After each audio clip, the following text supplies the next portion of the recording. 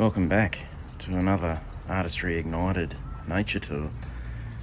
Just wanted to show you my little setup I've got out here. Various plant setups, ponds. This is my second YouTube video, so I thought I'd better get onto it and have a bit of a tour outside. Anyway, let's have a look. I've just got some propagated plants here just to sort of give the main pond a bit of a nature aesthetic here. So I started building this pond earlier this year in late January. Basically dug a big hole in the ground, put a pond liner in. Underneath the pond liner I used some geotextile fabric and some sand just to help prevent any unwanted roots possibly puncturing the liner, as well as to give it a bit of a stability as well and some cushioning from the amount of water that puts pressure on all the sides. And then once I got that done, I just pretty much filled it up with water and added some pre-washed river gravel. That white gravel in there come from an aquarium that I tore down inside, and it's just wound up in there because it was already established with nitrifying bacteria. I've just got some decent size common goldfish in here. Two orange ones, I've got a white one in there. I do have a brown feeder goldfish. He only cost me a couple of dollars down at the local markets here. But he's quite nice because he's got that natural carp look about him. He's definitely in here somewhere. I'll find him on a later video. And what I did is I pretty much just, all the dirt that I dug out, I just put around to make an embankment just to serve as like the sort of S-trap fold in the pond liner, serve as some waterproofing there. And it's turned out quite well actually. I've had no leaks in the pond, all the plants have grown out. Got a bit of spider grass here. Here I just built up some gravel substrate, some rocks that I sort of found lying around the garden here. I've got this piece of marble sort of stone here to put the bog filter on. This is just a pretty basic bog filter, riverbed gravel. It's got some Zygonium in there, some lucky bamboo. Interesting thing about these are not actually bamboo, they're part of the Dracaena family. They just have a bamboo-like appearance. And then there's Alocasia growing in there. That was a rhizome one that come off the main one over the back there. I also had another rhizome that come off the main one here, which wound up going inside in the sump filter, which I showed you in my last video. Also got some peace lilies in here and some spider grass, all helping and assisting the nitrates, both I think. And then we've also got some ferns here, which I've just sort of left in the pots, and they're doing really nice. Over here I've got a grow out plant filter. Got some Alocasia here, two different types. Got some lime pothos. Trying to sort of tame it to grow up this coconut fibre spike. And down here we've got some moss that I found on a piece of wood that seems to be sort of adding to the aesthetic here. Anyone in the comments below, tell me what this crawling plant is, because I found it in my garden and it is just growing everywhere around here. Sort of added some nice aesthetic appeal to the pond. This is a piece of Diphyllonia which I planted there, that actually come off this one. This is sort of my power junction,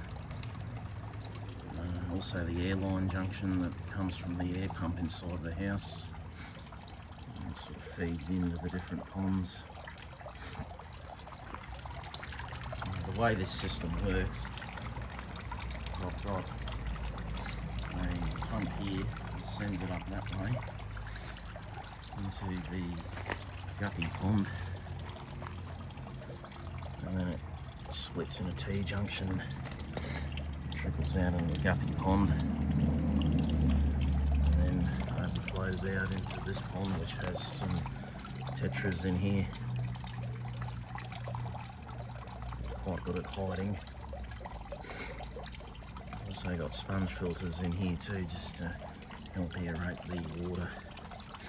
And then that flows across into the bog filter, and then back into the plant aerate filter, and then back into the main pond. The second split in the T-junction goes over to this terracotta pond.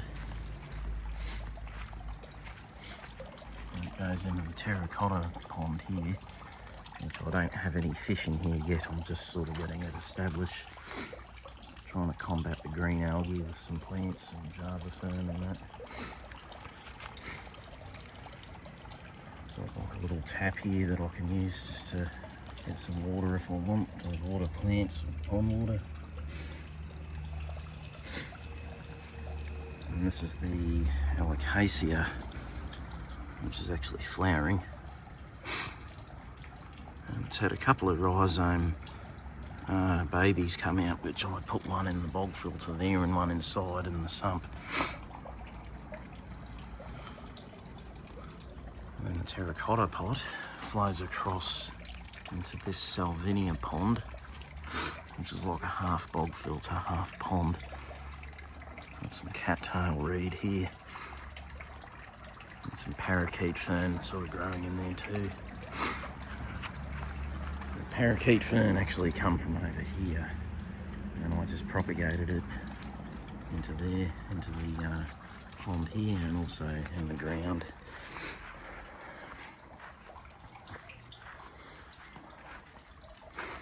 And we've got Boston fern sort of scattered around. Got some marble queen pothos hanging here. This is some spider grass that I just chucked in here. And I've got one of these $20 sort of triangular shade sails from Bunnings, and it's just giving the pond a bit of shade, as well as these plants as well. But yeah, that's generally my entire setup for the main pond. It's a full circuit system, and it sustains itself quite well. The main water level in the pond's a bit low because we haven't had rain for about a month now.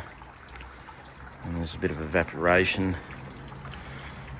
going on there.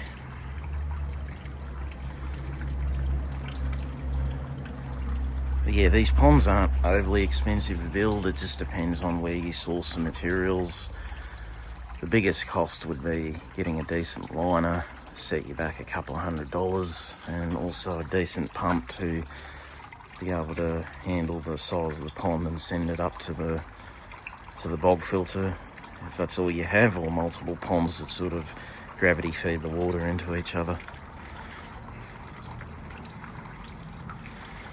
I've taken the liberty of potting lilies just because I had a bit of concern that they may, that they may spread out. I recently had a plague of salvinia in here, and I took it out. Put it in the compost bin. It makes good compost. And then I moved the remainder of it into this half bog filter pond, where it can serve as a sort of a nitrate abusing plant in there without sort of taking over the main waterway or the main pond.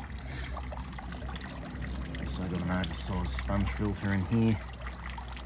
So I have sponge filters in all the ponds that currently have fish, just to also serve as a backup if the pump fails, and to aerate the water with that extra oxygenation.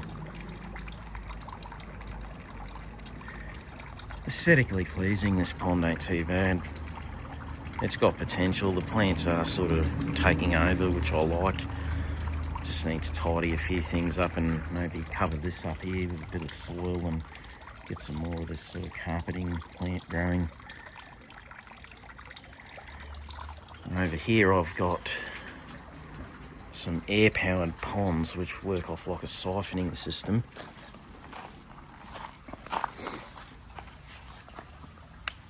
The way these work is the air is pumped in sort of into an air stone down here, and as the water sort of feeds in, the air rising siphons the water back out and into here, which I've got a carbon filter in there, or carbon sponge filter. And then inside the pond here, I have a main sponge filter. It's a bit hard to see. There we are, that's the main sponge filter. And that goes into the intake there. Got the loadier in here. Some basic aquarium gravel. Some lilies that I collected. I've got some Zolia fern on the top here, or mosquito fern with duckweed. This pond actually has swordtails. So we've got 2 females and 4 males, which I presume is the correct ratio for breeding. Yeah, 2 females. Oh, sorry, 4 females and 2 males, sorry. Yeah, 4 females and 2 males. They're very good at hiding, which is what you want, so birds don't get them. It would be nice to see some.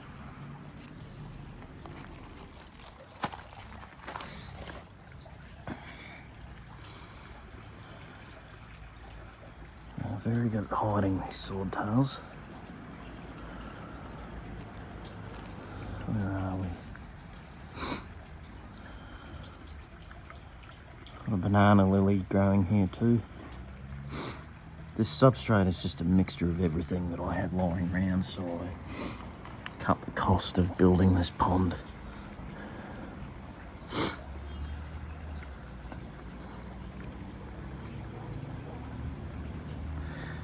Yeah, can't seem to find them. They are there, I promise you that. It's just they're very good at hiding.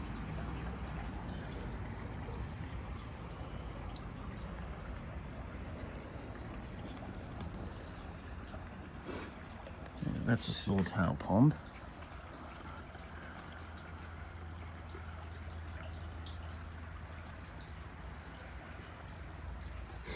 This pond here is something different that I sort of made up on the top of my head at the last minute. So originally I got given this agricultural feed or water bucket, whatever you call it,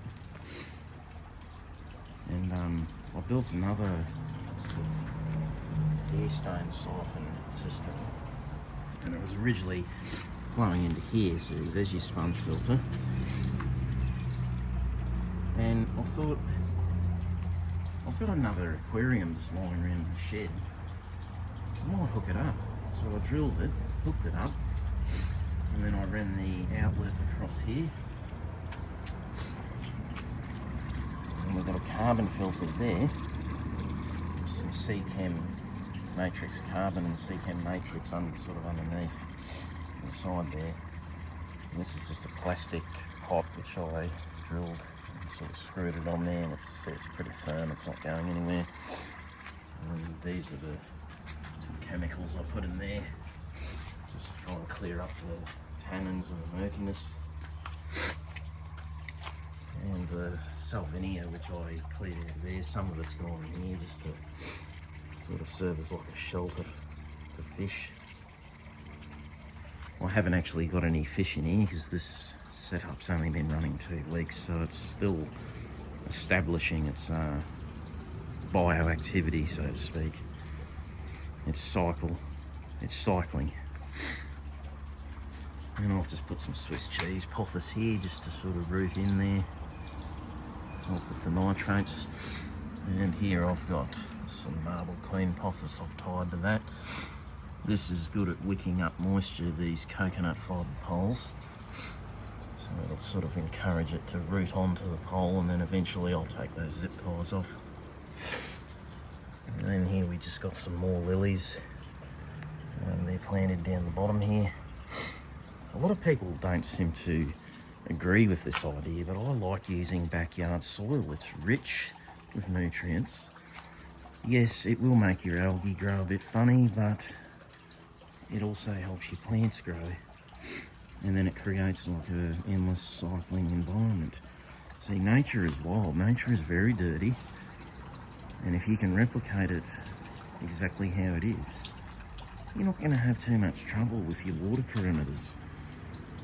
You can add all these chemicals you like, all the fancy substrates in the store, but at the end of the day, if you just use good old soil and just some rocks that you find out in the wild somewhere and replicate that environment, you won't have any dramas.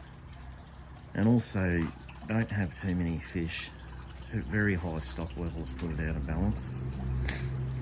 And let your pond or your tank cycle for as long as possible before you put fish in. That's my advice to anyone sort of getting into this hobby. I haven't thought of an aquascaping design here yet for this tank. For now, I've just got it as a hybrid pond setup. Eventually I might put some darker sort of gravel in there and fill these pots up with some aquatic plants. Not sure what fish I'll put in here. They have to be a small species. I'm thinking endler guppies, because this is a 25mm inlet. I actually did want to go bigger, but then I'd have to place it down lower. And I didn't want to spend too much money. I kind of wanted to use the stuff I already had lying in the shed. Plus I thought a small group of endlers would look nice in here, and then just watching them swim through the tube into the pond and back to the tank. But the way this system works is the pond takes in the water, sends it back to the aquarium, and then it goes back through into the pond. Sort of cycling through the filter and the entire system. I'm not sure if anyone's ever done this. I looked everywhere on the internet to see if someone's done this idea. Couldn't find it anywhere. If anyone's done something like this or equivalent, comment below and show me. I'd love to see it, because I really like this idea of having a pond, an aquarium outside. One pro about it is you can see your fish in your pond when they come back and forth. One con, I guess, is the algae will go ballistic with the sunlight on the glass, but that's all part of it. It gives you something to do on a Friday when you have a couple of beers. Clean the algae out while you have a beer on a Friday and have a barbecue.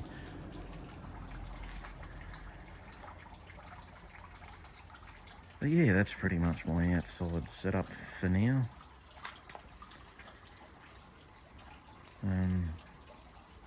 I am planning to add another pond here. And it's going to be another air-powered pond, because I've got the air lines sort of running all along here. And then back into the house, into the fish room inside. Oh, you might be able to see it. There's the fish room in there, and pump there.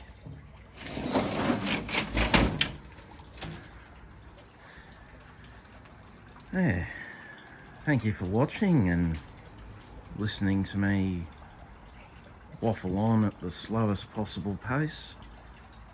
And we'll do it all again on another Artistry Ignited nature tour.